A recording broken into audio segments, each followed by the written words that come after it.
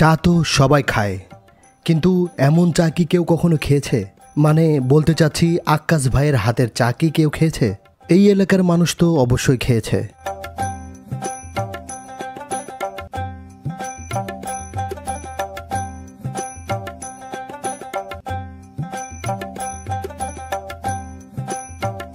আক্কাস ভাই খুবই সহজ সরল সাদাসিধে মানুষ। এই যাত্রাগেছি বাজারে দীর্ঘ ৩০ বছর ধরে এই ছোট্ট কুড়ে ঘরে চা বিক্রি করে আসছে। এই চায়ের সুনাম রয়েছে অনেক দূর পর্যন্ত, তাই দূর দূরান্ত থেকে মানুষ এই আক্কাস ভাইয়ের চা খাওয়ার জন্য এখানে আসে। এটা হলো আমাদের বিখ্যাত আক্কাস ভাই। আমি ছোটবেলা থেকে দেখেছি আক্কাস ভাইয়ের চা খাওয়ার জন্য দূর দূরান্ত থেকে মানুষ এসে এখানে অপেক্ষা করে। কিন্তু সমস্যা একটাই, আক্কাস ভাই পর্যাপ্ত পরিমাণে চা দিতে পারে না। উনি চায়ের কোয়ালিটি ঠিক রাখার জন্য খুব অল্প সংখ্যক চাই বানান। দেখা যায় যে ঘন্টা ২ পরে আসলে দুধ চা ওনার কাছে পাওয়া যায় না। আক্কাস ভাইয়ের চা বানানোর কৌশল দেশের অন্যান্য জায়গার চা বানানোর চেয়ে অনেক আলাদা। এটা একটা আর্ট। হ্যাঁ বন্ধুরা, আজকে দেখাতে চলেছি আক্কাস ভাইয়ের বিখ্যাত চা বানানোর কৌশল। আমি প্রথম থেকে দেখানোর চেষ্টা করছি।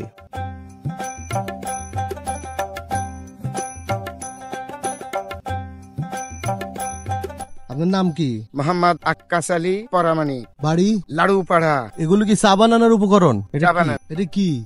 খড়ি। এই খড়ি দিয়ে মানে জাল করা হবে? জাল করা হবে। চা বানানোর পেশাতে কতদিন থেকে? তাও মোটামুটি ৩০ বছর। ৩০ বছর ধরে এই চা বানানোর পেশাতে? হ্যাঁ হ্যাঁ। এই এলাকাতে তো চায়ের সুনাম আছে আপনার? হ্যাঁ আছে, মানুষ তো সুনাম করেই। বন্ধুরা, এখন যে চা বানানোর কৌশলটি দেখবেন, পৃথিবীর আর কোথাও আপনি দেখতে পাবেন না।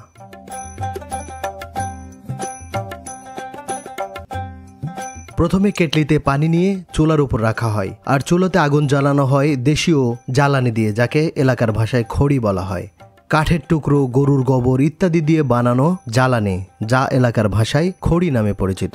কেটলিতে শুধু পানি দেওয়া হবে গরম করার জন্য, এখানে কোনো চা পাতা দেওয়া হবে না। বিশেষ করে ঢাকা বা চট্টগ্রামে আমরা দেখেছি কেটলির ভিতরে চা পাতা এবং পানি একসাথে গরম করা হয়। এখানের কৌশলটি একটু আলাদা। পানি যখন গরম হয়ে যায় তখন বেসিনে রাখা কাঁচের গ্লাস কাপগুলো প্রথমে পরিষ্কার ঠান্ডা পানি দিয়ে এক দফা ধুয়ে ফেলা হয়। তারপরে কেটলিতে গরম করা পানি দিয়ে আরেক দফা ধোয়া হয়।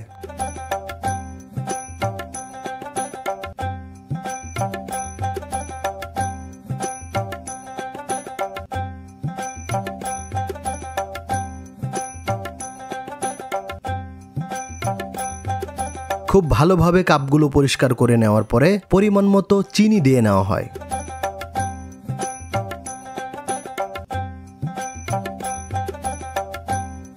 কাপগুলোতে চিনি ঢেলে নেওয়ার পরে একটি ছাঁকনিতে কাঁচা চা পাতা নেওয়া হয়।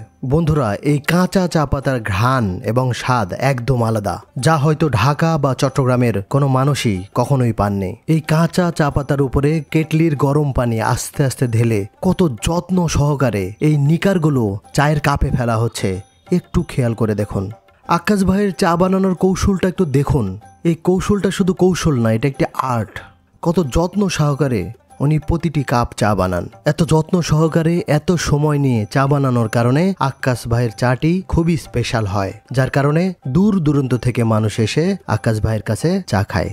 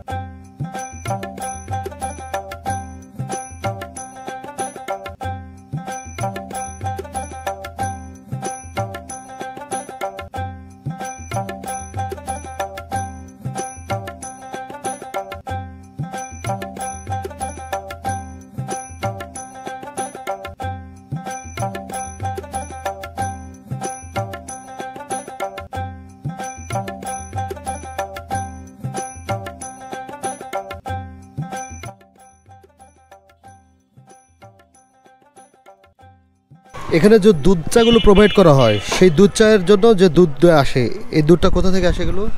এগুলো ওই মানুষের বাসার থেকে আসে, ডাইরেক্ট গরুর দুধ? গরুর দুধ, ডাইরেক্ট গরুর দুধ। আচ্ছা, এখন দিয়ে গেল কি এটা? এটার নাম হলো মাসুদ। এটা কোথা থেকে দিয়ে গেল? চাম্পাকুড়ি। এভাবে কি প্রতিদিন দিয়ে যায়? হ্যাঁ, প্রতিদিন দিয়ে যায়। আচ্ছা, প্রতিদিন কি পরিমাণ দুধ লাগে এখানে? আমার চায়ের দোকান চালাতে 8 কেজি করে লাগে। 8 কেজি করে? অনেক দিন, অনেক সময় শুনি যে অনেকে এসে চা দুধ চা পায় না। ওটা যখন শর্ট হয়ে যায়, ফুরিয়ে যায়, অতিরিক্ত ভিড়, ওড়ায় না, ওই তখন ওই জব্দা লাগে। আচ্ছা, তার মানে হচ্ছে চায়ের কোয়ালিটি ঠিক রাখার জন্য অতিরিক্ত চা কখনই বানান না? না, তা বানাই না আমি। মানে চায়ের কোয়ালিটি ঠিক থাকা লাগবে? ঠিক থাকা লাগবে। আচ্ছা, এখানে চা খাইলেন, কেমন লাগলো চা? ভালো লাগলো। এখানে কি রেগুলার চা খাইতে আসেন? ডেইলি দিনই আসি। খুব ভালো লাগে? ভালো লাগে। আচ্ছা, এখানে দুধ চা বেশি ভালো লাগে নাকি রং চা? দুধ চাই বেশি ভালো লাগে আর লাল চাও ভালো লাগে। আচ্ছা, প্রতিদিন চা খাওয়ার জন্য আসেন? প্রতিদিন। কি চা খায়? ওই অংশা। রং চা খাইলে কি হয়? এই ভালো হয়, কি ভালো হয়? শরীরের পক্ষে ভালো হয়। শরীরে কি ভালো হয়? শরীরে মনে করো যে খুবই ভালো হয়। মানে কি? হাত নাড়া নাড়া বলেন, মানে কি? মানে আবার কি বলবো রে বাচ্চা, তো বুঝালে শরীরের জন্য ভালো হয় রং চা। কি ভালো লাগে? ত্রুটি সংশোধন করলে গেলে শরীরের পক্ষে চা খাবার প্রতিদিন আসে? প্রতিদিন আর কি। প্রতিদিন গলা শুনশুন করে? হ্যাঁ, প্রতিদিনই শুনশুন করে। আকাশ ভাই চায়ের কোয়ালিটি ঠিক রাখার জন্য খুব বেশি চা বানান না। উনি ওনার আয়ত্তের মধ্যে থেকে খুব কম সংখ্যক চা বানান। সবচেয়ে মজার কথা, আকাশ ভাইয়ের কাছে দুধ চা এবং রং চায়ের দাম সেম, মাত্র 5 টাকা। ভাবা যায়? যতক্ষণ দুধ আছে দুধ চা চলবে, দুধ শেষ দুধ চা বন্ধ। উনি অতিরিক্ত মুনাফার জন্য কোয়ালিটি নষ্ট করে অতিরিক্ত কাপ চা বানান না।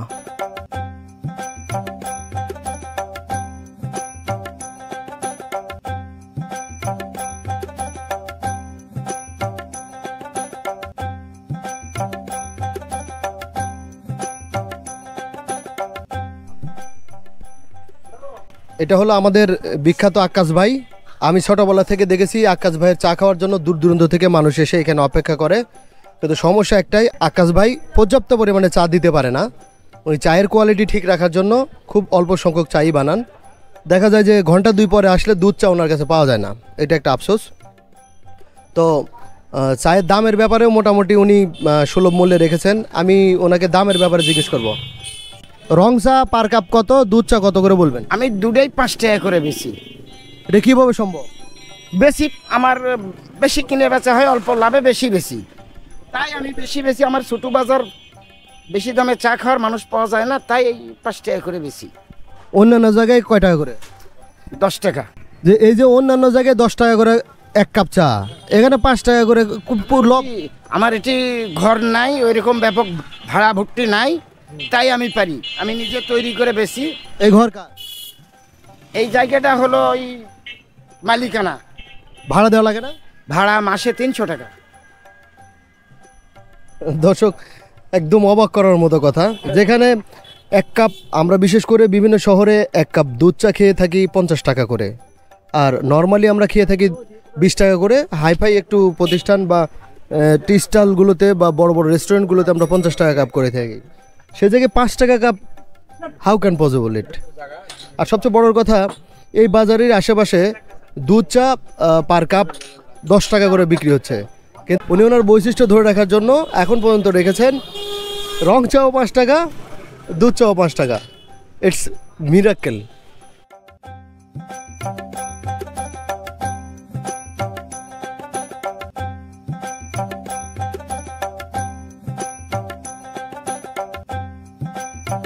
বন্ধুরা, কেমন লেগেছে এই ভিডিও? অবশ্যই কমেন্ট করে জানাবেন। ভালো লাগলে শেয়ার করে আরেকজনকে দেখার সুযোগ করে দেবেন।